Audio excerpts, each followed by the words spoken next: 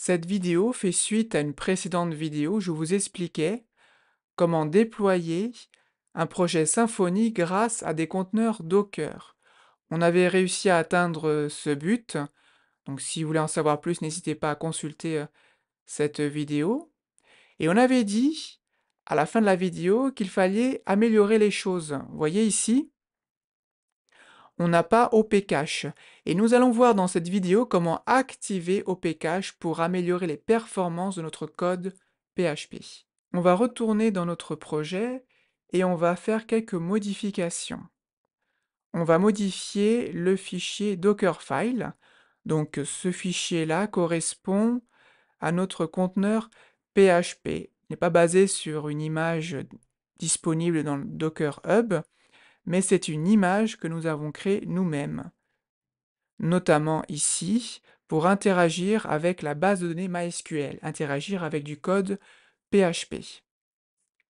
Et nous allons modifier le Dockerfile pour activer OPCache. Et avant de l'activer, il faut l'installer. Pour cela, on va utiliser une commande grâce à run, et on va taper docker-php-ext-install, et on va installer OPCache. Après l'avoir installé, on va ajouter un fichier que l'on va créer directement dans notre, ici dans notre projet. Ce fichier nous permettra de configurer OPCache. Donc opcache.ini, un espace.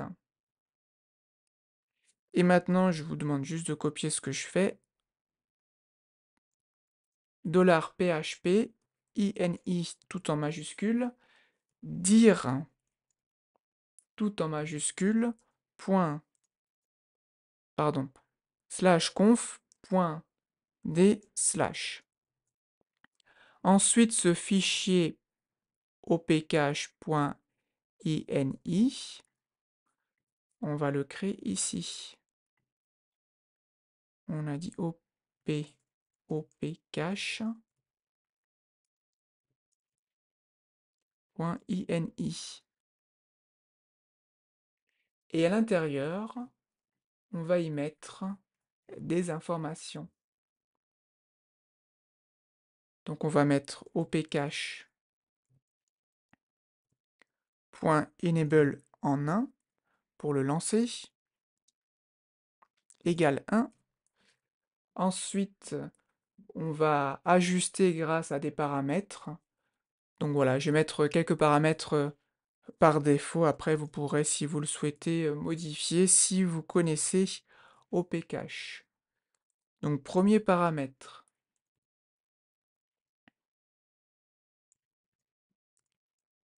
Voilà. Deuxième paramètre.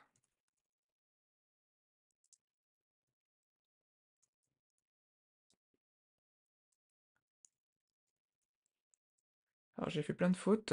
Non, c'est ici, juste ici.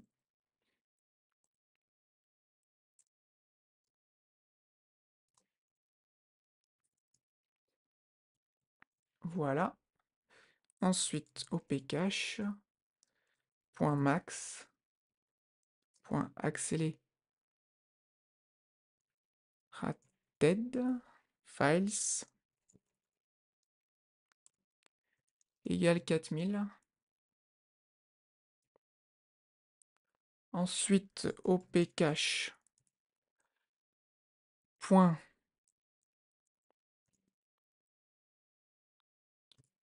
Revalidate break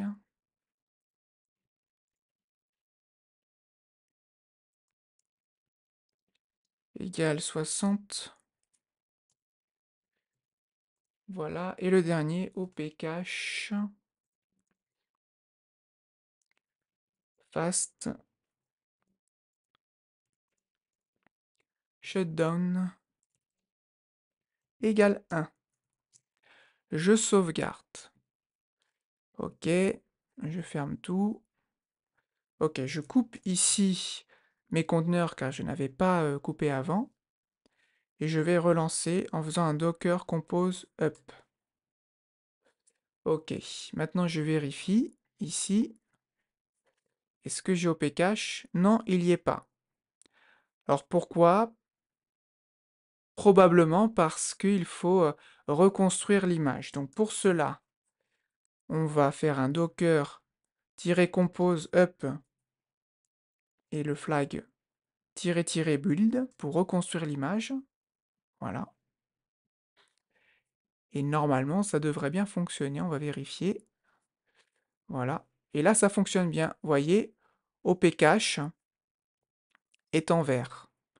Donc, il fonctionne très bien. Et bien voilà, c'est terminé. Peut-être que vous posez la question suivante.